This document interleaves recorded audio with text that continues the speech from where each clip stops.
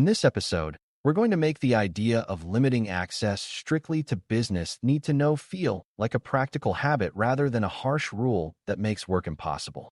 Access control is one of those topics that sounds obvious until you realize how many ways access can quietly expand over time. People join teams, get temporary permissions, change roles, and inherit shared accounts or group memberships. And before long, far more people can reach sensitive systems than anyone intended.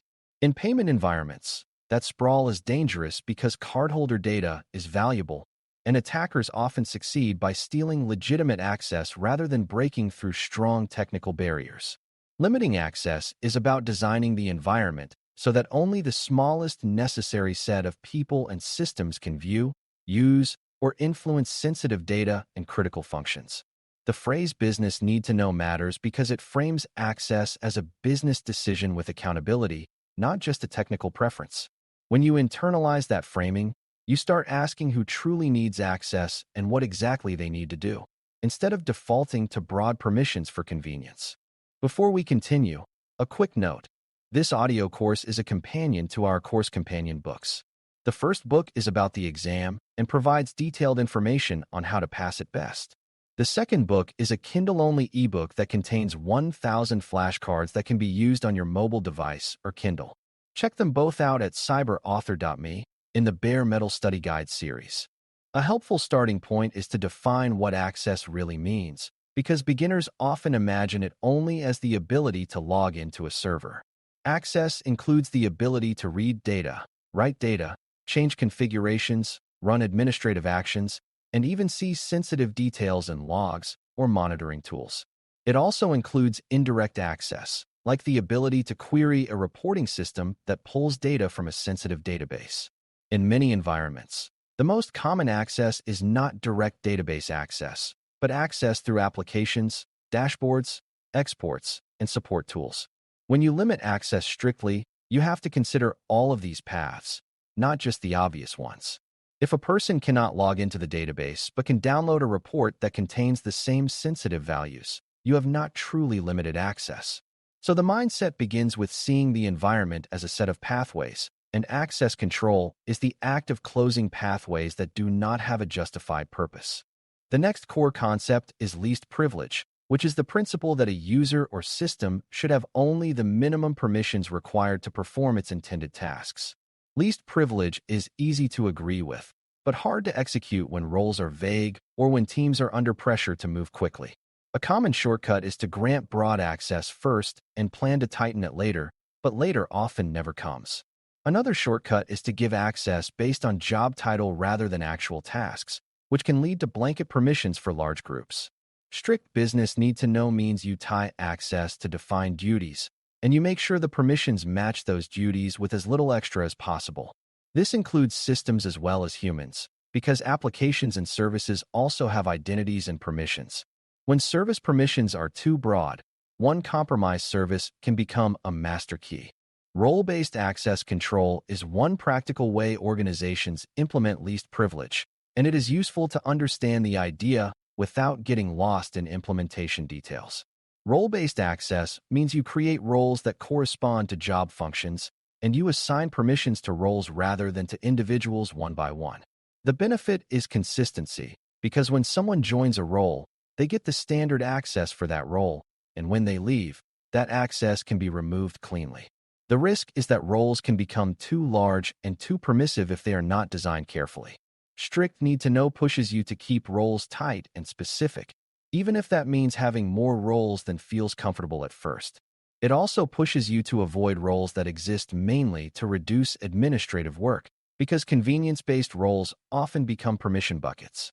A mature access model treats roles as security boundaries, not as shortcuts.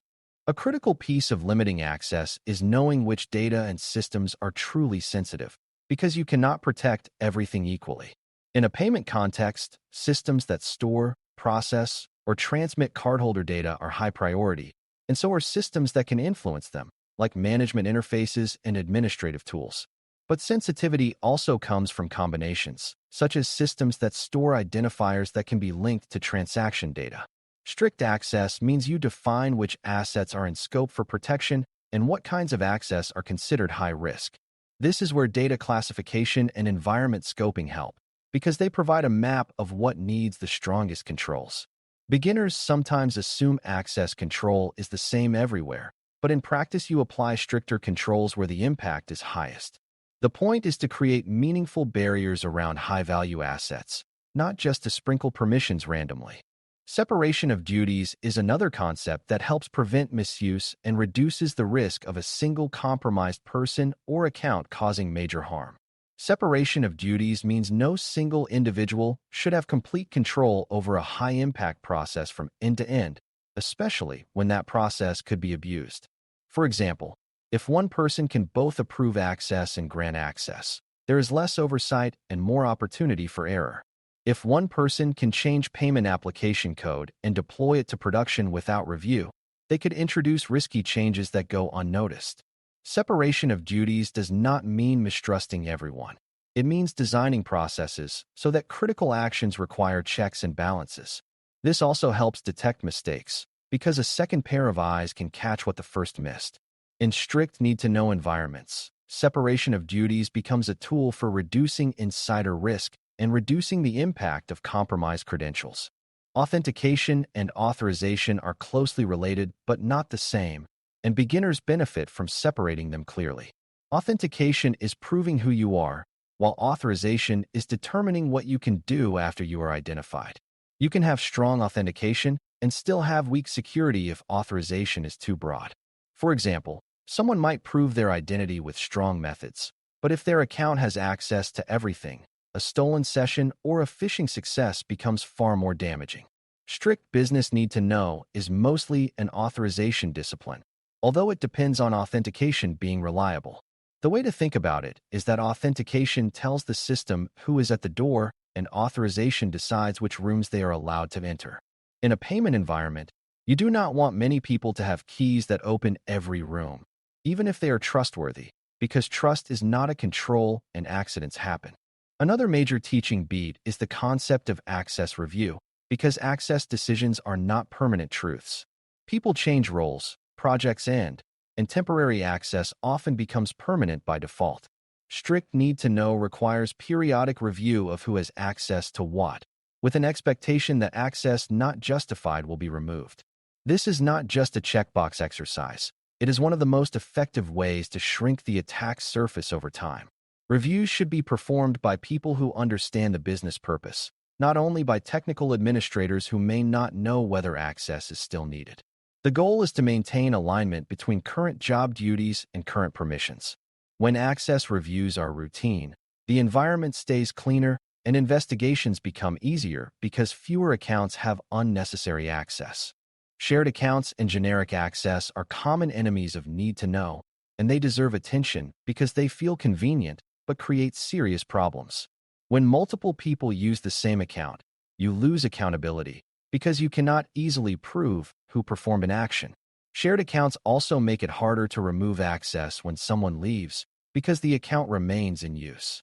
In sensitive environments, shared accounts can also become a single point of failure because compromise of the shared credential gives an attacker the same broad power. Strict need-to-know favors individual accountability, meaning each person has their own access and their own logging footprint. It also encourages limiting privileged access to controlled mechanisms so that privileged actions are deliberate and traceable. When you avoid shared access patterns, you create a security environment where actions have owners, and that alone prevents many kinds of quiet misuse. You also have to consider the physical world and operational reality, because access control is not purely digital. If someone can walk into a server room or reach a device console, they may bypass some logical controls. Similarly, if someone can access backups or printed reports, they may obtain sensitive information without touching the primary system. Need-to-know should apply across all forms of access, including physical access and access to outputs like reports and exports.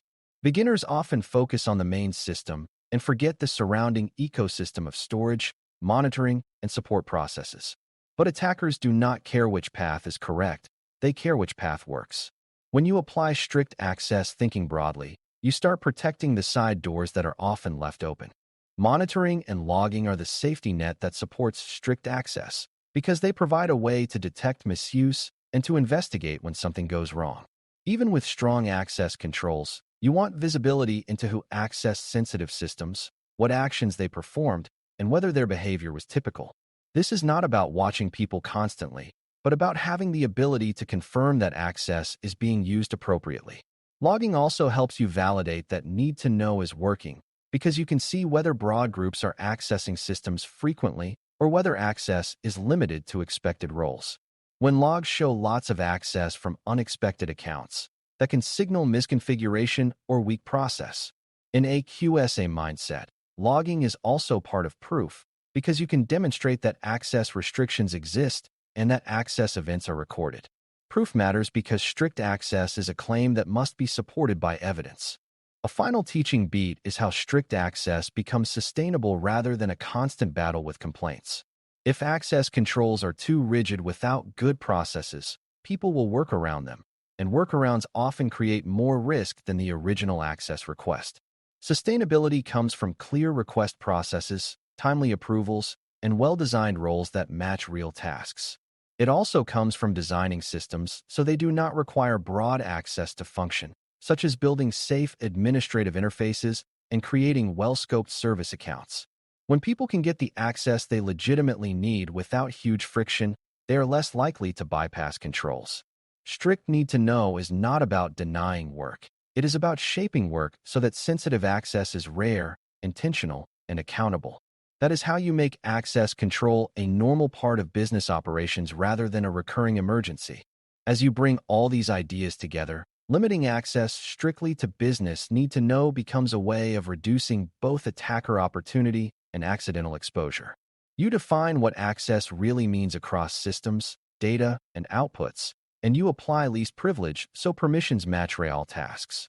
You use roles carefully, keep them tight, and avoid permission buckets that grow out of convenience. You separate duties so high-impact actions have oversight, and you maintain strong authorization discipline so identity does not automatically mean power. You perform access reviews so the environment stays clean as people and projects change, and you avoid shared accounts so accountability remains clear. You extend the same mindset to physical and operational access paths, and you support it all with logging so you can prove what happened.